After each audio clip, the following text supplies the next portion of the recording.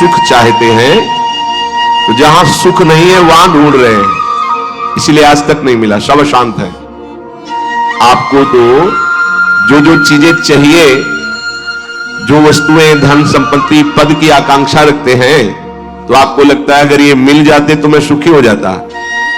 अपने को ऐसे बहुत मिले हैं जिनके पास आप चाह रहे हैं, उनकी बहुत मात्रा में संग्रह किया हुआ है, बहुत अधिकारिता है, बड़ा पद है, खूब ऐश्वर्य है, जगत में उनका नाम है, सम्मान है, पर हृदय जल रहा है, हृदय अशांत है। क्यों? क्योंकि जहां शांति प्राप्त होती है वहां उनका संबंध ही नहीं है। अशांतस्य कुतः सुखम, जिसका चित्त अशांत है उसे सुख कैसा? ब्रह्म। कुछ वर्ष की आयु, शरीर समाप्त हुआ, न पद रह गया, न संपत्ति रह गई, न नाम रह गया, न व्यवहार रह गया, न परिवार रह गया, अकेले अपने कर्मों की पोटली बांध करके फिर नया जन्म, फिर वही पढ़ाई लिखाई, दुनिया का प्रपंच। नहीं तो अन्य योनियों में कीड़ा मकोड़ा, पशु पक्षी। विश्राम कहां है? अध्यात्म योग में।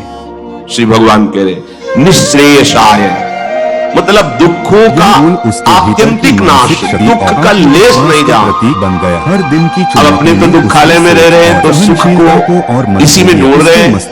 तो हम समझते हैं कि अरबों खरबों रुपया मिल जाए, सुंदर सुंदर भोग सामग्री मिल जाए, मैं सुखी हो जाऊंगा।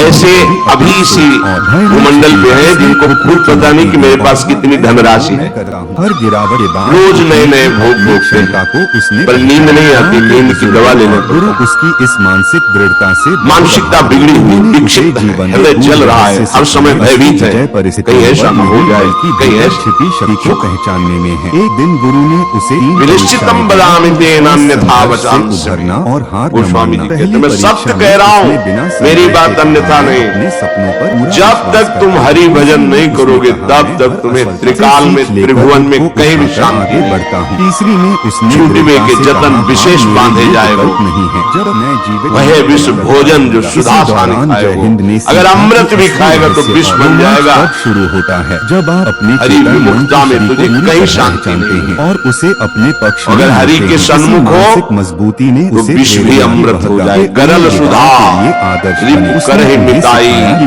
गोपद सिंधु अनल शीतला, आग शीतल चंदन की तरह हो जाएगी। समुद्र जो अथाह अगाध है वो गाय के खून के गड्ढे के समान हो जाएगा, विष अमृत बन जाएगा, दुश्मन सब मित्र बन जाएंगे यदि हरि की कृपा हो जाए।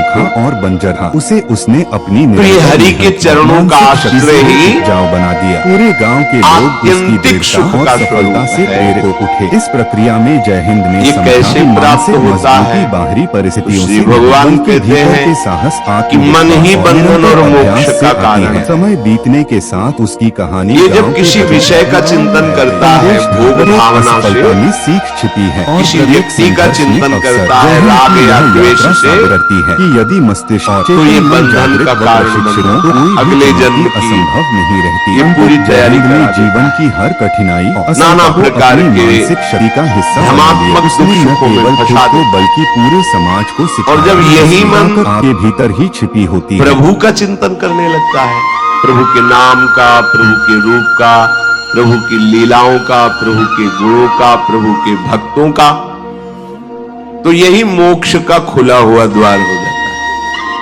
यही मन, जब मन किसी व्यक्ति को भगवत भाव से किसी भोगों को प्रभु की सेवा में अर्पित करने के लिए, यही मोक्ष का कारण बन जाता है। और जब किसी भोगों को स्वयं भोगने के लिए और किसी व्यक्ति को राग द्वेष से, यही बंधन का कारण स्पष्ट। इसीलिए भगवान बहुत जोर देते हैं अनन्य चिंतन पर।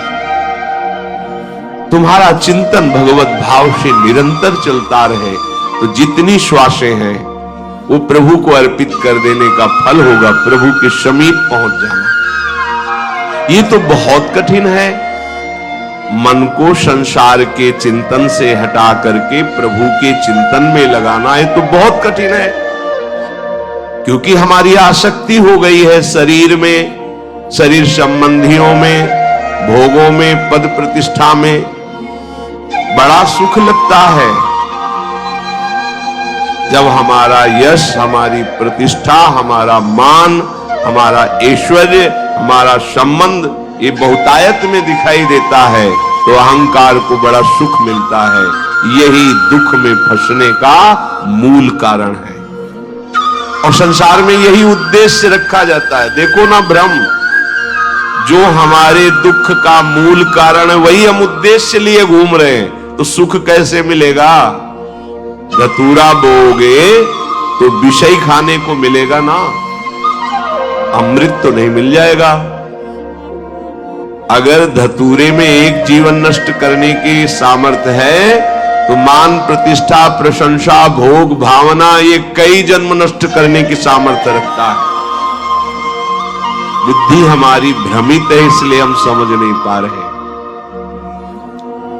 विष तो एक जन्म मारता है, विषय देखो ना, जब से सृष्टि हुई आज तक मार ही तो रहा है। मरते मरते थक गए, मरना नहीं मिटा, फिर मरना पड़ेगा। अरे अब तो ऐसा मरो कि अब जन्मना न पड़े, मृत्यु महोत्सव हो जाए। तो हे प्रभु, ये आसक्ति हमारी हो गई है शरीर में, शरीर संबंधियों में, भोगों में। तो जहां हमारी आसक्ति होती वहीं हमारा मन चित्त चिंतन करता है। और आप कह रहे हैं कि अगर मन चिंतन करे निरंतर प्रभु का तो मुक्त है, जीवन मुक्त है। अभी कैसे हो सकता है ऐसा? तो श्री भगवान ने कहा, प्रसंगमजरम पाशमात्मनः कवयो विदुः स एव साधु सुकृतो मोक्ष द्वारमपावृतम्। खुला हुआ मोक्ष का द्वार खुल गया। क्या? जो तुम्हारी शरीर में आसक्ति है, शरीर के रिश्ते नाते संबंधियों में आसक्ति है, भोगों में आसक्ति है, वही नरक का खुला हुआ द्वार है। कैसे? त्रिविधम नरकस्येदम द्वारम नाशन मात्मना कामः क्रोधा तथा लोभा तस्मादे त्रयम त्यजेत। जब तुम शरीर भाव से होते हो तभी तुम्हें काम वेदना सताती है। काम में बाधा पड़ने पर क्रोध का जागरण होता है, क्रोध ही नाश का स्वरूप बन जाता है। क्रोध हमारी स्मृति का नाश करता है, स्मृति से बुद्धि नष्ट हो जाती, बुद्धि नाश ही सर्वनाश हो जाता है। काम, क्रोध और लोभ ये नरक के खुले हुए द्वार है। अगर यही आसक्ति प्रभु के प्रेमी महात्मा के चरणों में हो जाए तो कह रहे हैं मोक्ष द्वारम अपावृतम, खुल गया मोक्ष का द्वार। अब बस केवल प्रवेश करना है, अर्थात उनकी आज्ञा का पालन करना।